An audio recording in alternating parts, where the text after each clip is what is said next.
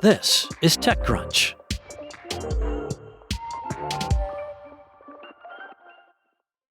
Well, a group of 20 Snap alumni has come together to launch a fund called Ghost Angels to back the next generation of social media.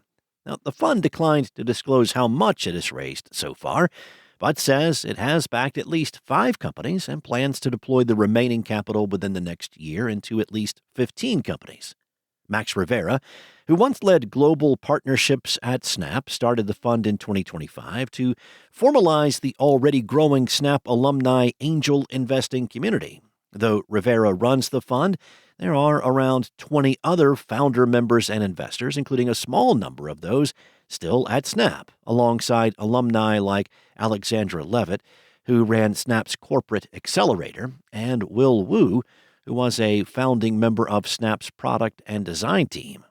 Rivera, who currently works at Microsoft's AI division, told TechCrunch, "We were intentional about the mix," noting that Ghost Angels wanted to bring in former senior executives alongside those earlier in their careers as well. That diversity of thought and experience is core to how we evaluate deals and support founders.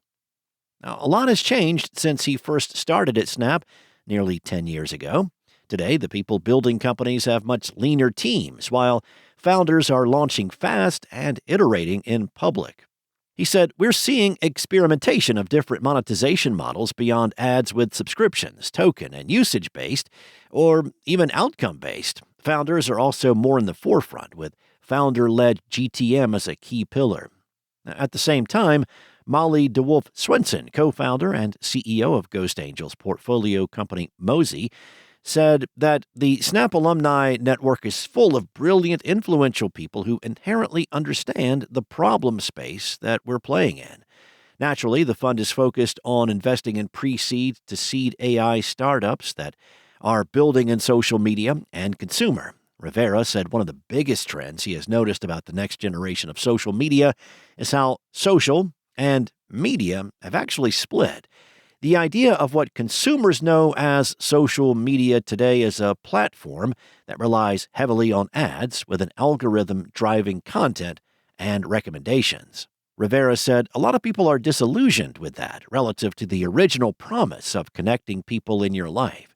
TechCrunch reported last year that the next gen of social media was moving away from building generalized platforms and toward niche communities.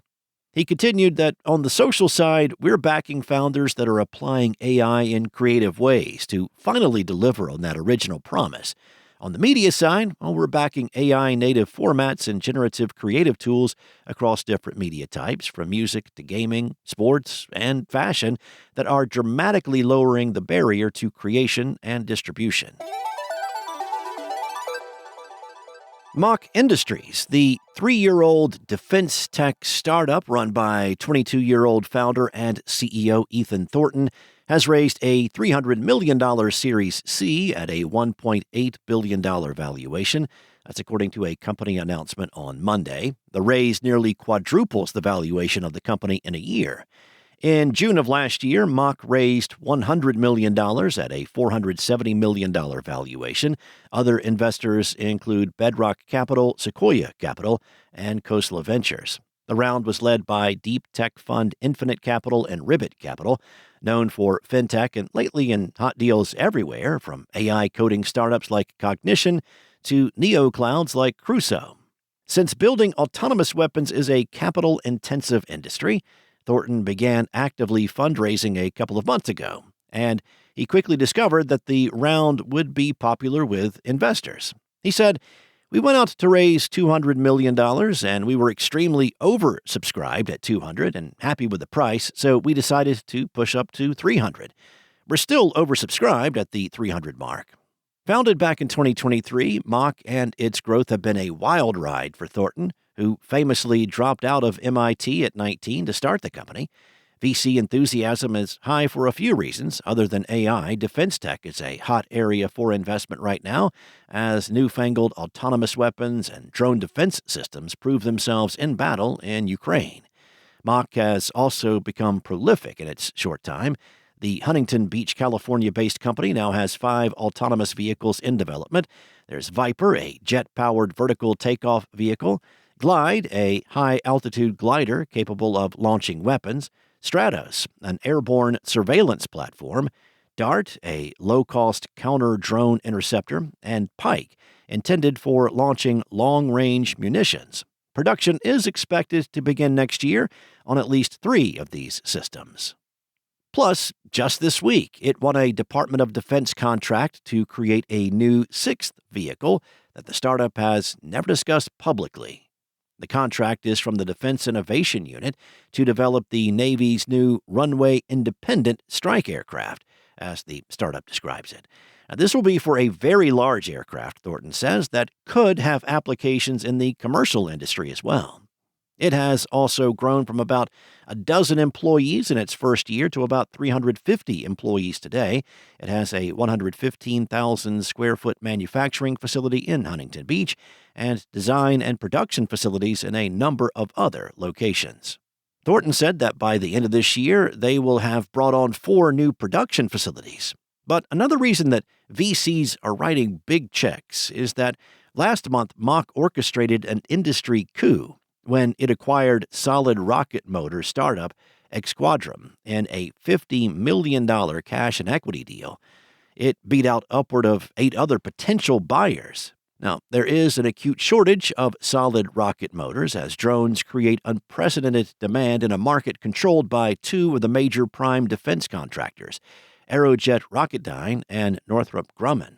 The lead times for purchasing can stretch years. With this buy, Mach controls its own destiny for rocket motors and also launched a new commercial business, Mach Energetics, to sell the engines. While Thornton declined to share revenue, he said the current mix is 50-50 between selling to the government and selling to other companies. Thornton remembers a moment last year when all the fast growth of the company really hit him. 2 years ago, the all-hands meetings were held in the conference room with like 12 people, he said. At our 2-year party, we had like 200-plus chairs, and it was standing room only. Still, he said he's most proud of the speed of product development. That is, after all, the entire reason for his company and for the defense tech industry. The idea with these startups, backed by tech VCs, is to bring faster, more affordable products to the military and related commercial uses, as opposed to the expensive, bespoke offerings that legacy prime defense contractors are offering. He said, traditionally, it's 4 years to build a jet engine. That's about the fastest you can find in this space, and we went from no team to building a team to a jet engine firing in about 8 months. That's all for now. For the latest in tech, check out TechCrunch.com.